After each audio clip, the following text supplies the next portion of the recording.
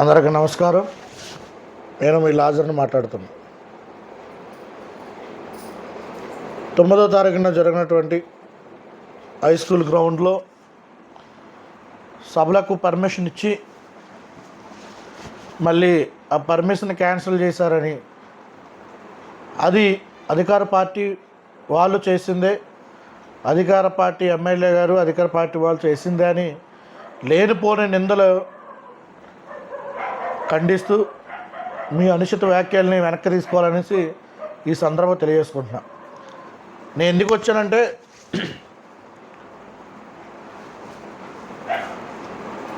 ఇప్పుడు లేని విధంగా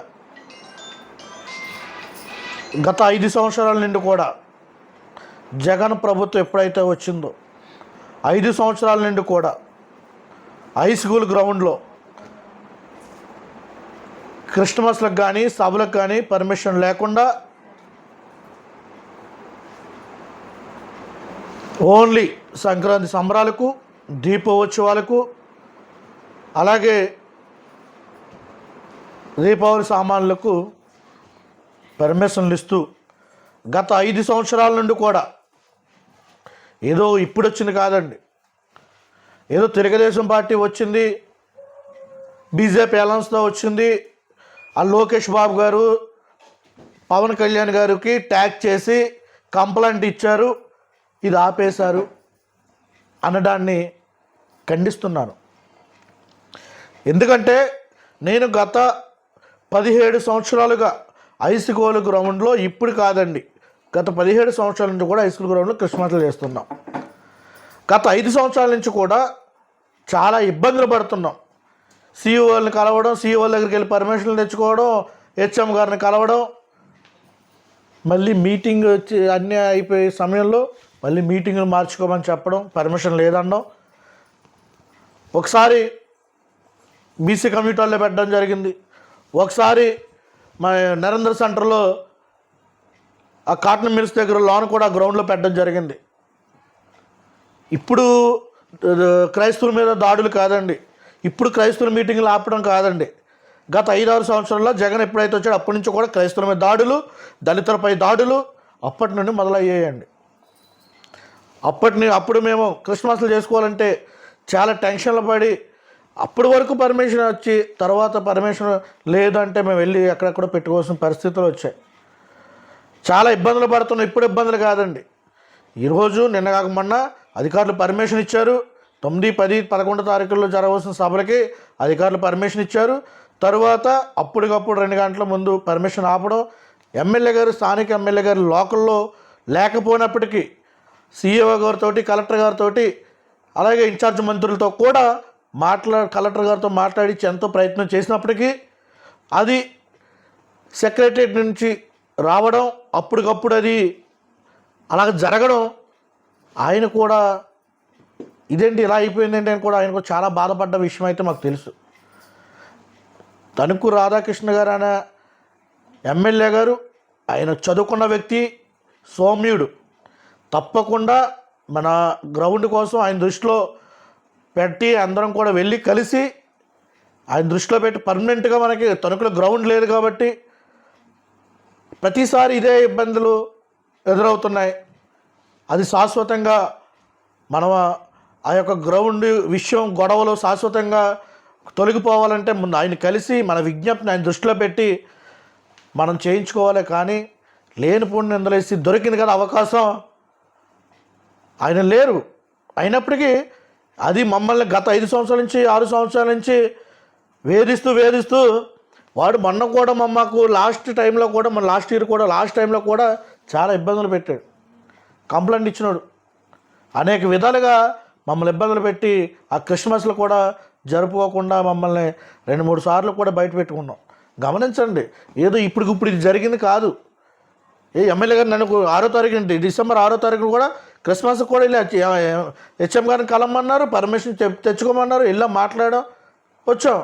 కానీ 9వ తారీఖు, 10వ తారీఖు, 11వ తారీఖు సభలో ఎంత దారుణంగా 2 గంటల ముందే ఆపడం అన్నది బాధ కలిగి, ఆయన కూడా చాలా ఆ యొక్క జరిగిన సంఘటన ఆయన కూడా కలిసివేసింది.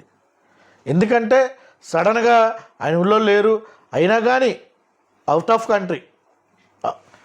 అయినా కానీ ఆయన మాట్లాడి చాలా ప్రయత్నం చేశారు, అవ్వలేదు.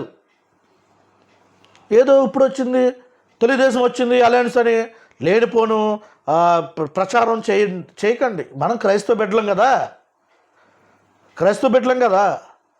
మరి అటువంటిప్పుడు లేనిపోని అబండాలు పార్టీల మీద వేసి ఎలా వస్తారో, ఓట్లు వెళ్తాక ఎలా వస్తారో, లేకపోతే అలా వస్తారో ఇష్టం వచ్చిన ప్రచారాలు చేస్తే మాత్రం సహించుబోం. మీరు కూడా ఆలోచించుకోండి, క్రైస్తవ బిడ్డలం కదా. మన క్రైస్తవత్వం ఏం నేర్పింది మనకి? లేకపోతే మనం దీపావళి సంబరాలు మనం ఆపలేమా, సంక్రాంతి సంబరాలు ఆపలేమా? మన దేవుని బిడ్డలం. ప్రేమ, సేవ అన్నీ నేర్పిన వ్యక్తి జీసస్ అంటే. మనం ఇప్పుడు కూడా ఆ విధంగానే ఉన్నాం. మరి మీరు నిజమైన దేవుని బిడ్డలైతే అర్థం చేసుకొని తెలుసుకోండి. ఇష్టం వచ్చేట్టు లేనిపోయిన నిందలు అధికార పక్షం మీద కానీ లేకపోతే స్థానిక ఎమ్మెల్యే గారి మీద కానీ వేద్దామని చూస్తే అటువంటి నిందలను కూడా మీరు వేస్తే మేము చూసి ఊరుకోవడానికి సిద్ధంగా లేవు. దయచేసి గమనించి అర్థం చేసుకుని మనం అంతా క్రైస్తత్వం అంతా, మేము దళితులు క్రైస్తత్వం అంతా కూడా కలిసి దళితులు క్రిస్టియన్స్ అందరం కూడా వెళ్ళి ఎమ్మెల్యే గారిని కలిసి మన విన్నపాన్ని ఆయనకి విన్నవించుకుంటే ఆ సమస్యను పూర్తిగా పరిష్కరించుకునే అవకాశం కూడా ఉంటుంది. దయచేసి ఇంకోటి, మన సోదరులు ఎవరైతే కంప్లైంట్లు ఇస్తున్నారో ఎవరైతే ఉన్నారో వారు, నేను చెప్తున్నా, తణుకులో ఉన్న గ్రౌండ్ ఇది ఒకటే.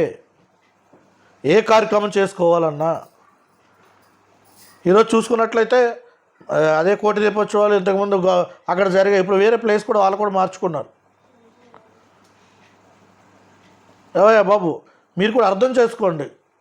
అర్థం చేసుకుని అందరూ ఒకటాటిగా ఉండి మనం ఎమ్మెల్యే గారిని కలిసి, ఏమంటే మనకి తణుకులో ఉన్న గ్రౌండ్ అది ఒకటే, ఆయన దృష్టిలో పెట్టి మనం అది ఆ సమస్యను పరిష్కరించుకునే విధంగా ఉండాలి తప్ప లేనిపోయిన కంప్లైంట్లు ఇచ్చుకుని ఆ విధంగా ఉండి లేనిపోయిన నిందరు అధికార పార్టీ మీద ఉన్నటువంటి ఇప్పుడున్న పార్టీల మీద, శాసనసభ్యుల మీద వేస్తే అది సబబం కాదు. మీరు అర్థం చేసుకోండి. తప్పకుండా మంచి వ్యక్తి రాధాకృష్ణ గారు, చదువుకున్న వ్యక్తి. ఎక్కడ ఖండించాలో, ఎక్కడ తగ్గుండాలో, ఎక్కడ టైం వచ్చినప్పుడు మాట్లాడాలో అన్నీ ఆయన మాట్లాడి ఆయనకి అవకాశం ఆయన చూసుకుంటాడు. తప్పకుండా మన క్రైస్తవులందరికీ ఆయన మాట ఇచ్చాడు. ఆ విధంగానే ఉంటాడు ఆయన. మాట తప్పుడు ఆయన.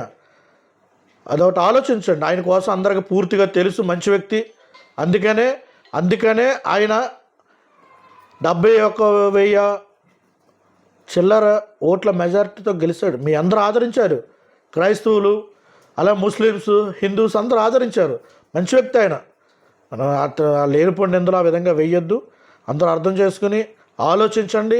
ఇష్టం వచ్చినట్టు ఏదో అవకాశం దొరికింది కదా ధర్నా అంత నిన్నగా ఆ రోజు సాయంత్రం ర్యాలీలో కూడా నేను కూడా మాట్లాడాను. నేను మాట్లాడింది కూడా చూడండి. నేనే ఉన్నాను. గత 3 సంవత్సరాల నుంచి గత 3-4 సార్లు నేను బయట పెట్టుకున్నాను కూడా మాట్లాడడం జరిగింది. పరిష్కరించుకుందాం అని కూడా నేను చెప్పడం జరిగింది. అందరూ ఆలోచించండి. అందరం కలిసిగా వెళ్ళి మన ఎమ్మెల్యే గారితో మాట్లాడుకుని ఈ యొక్క సమస్యను పరిష్కరించే విధంగా మనం అందరం కలిసికట్టుగా ఐక్యతగా ఉండి ఈ యొక్క మనం ఆ పరిష్కారాన్ని మనం పరిష్కరించుకునే విధంగా ముందుకెళ్ళాలని, లేనిపోయిన అభిందాలు, లేనిపోయిన నిందలు వేయొద్దు, ఆలోచించండి అని సందర్భం తెలియజేసుకుంటున్నాం. థ్యాంక్ యూ అని అంటారు.